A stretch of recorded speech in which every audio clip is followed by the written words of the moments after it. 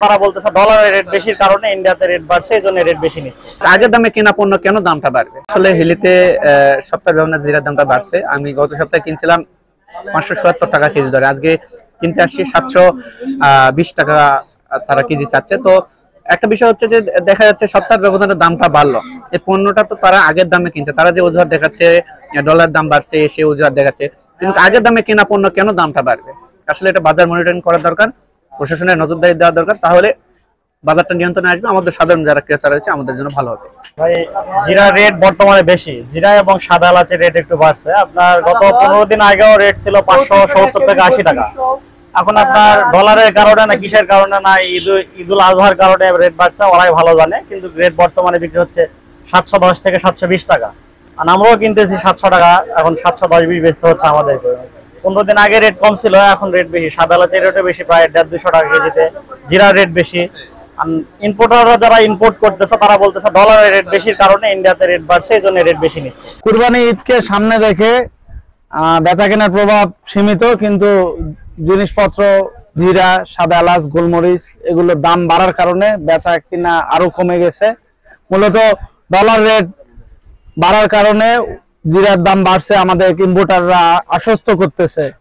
আর ওই পারেই জিরার মূল্য বৃদ্ধি হয়েছে, এজন্য তারা বলতেছে জিরা আমরা বেশি দামে কিনতেছি, আমাদেরকেও বেশি দামে কিনতে হচ্ছে, কাস্টমারের কাছেও বেশি দামে বিক্রি করতে হচ্ছে। 10 দিন পূর্বে জিরার রেট ছিল 580 টাকা, 70-80 টাকা, আজকে সেই জিরা রেট দাঁড়াইছে 700-710 টাকা। এই মূল্য বৃদ্ধির কারণে কাস্টমারের সাথে আমাদের সবসময় বাকবিতন্ডায় জড়াইতে হচ্ছে। তাই আমাদের এই স্থলবন্দরে পোর্টের কাজটা বেশি এখন হচ্ছে। এই সামনে কুরবানির ঈদের জন্য আমাদের এখানে জিরা, এলাচ, মরিচ, আরও আদা, এই রসুন, এই জিনিসগুলো আমাদের পোর্টে বেশি ঢুকতেছে।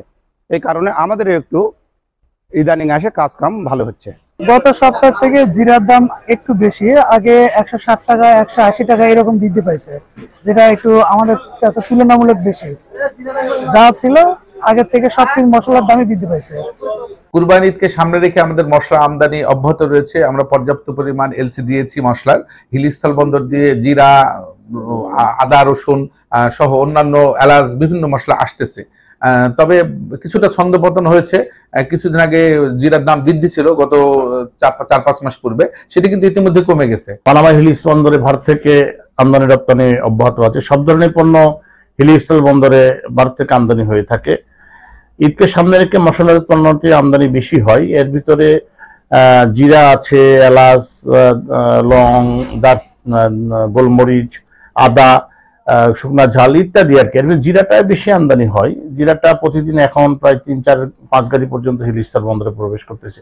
কাস্টমের সকল প্রক্রিয়া যেমন এক্সামিন, অ্যাসেসমেন্ট, শুল্কায়ন শেষে আমদানিকারীদের চাহিদা মতো দ্রুততার সাথে যাতে জিরা বের করে যে বাজারজাত করতে পারে, পানামা কর্তৃপক্ষ সকল ব্যবস্থাই করে রেখেছে এবং দ্রুততার সাথে আমরা গাড়ি বের করেও দিচ্ছি।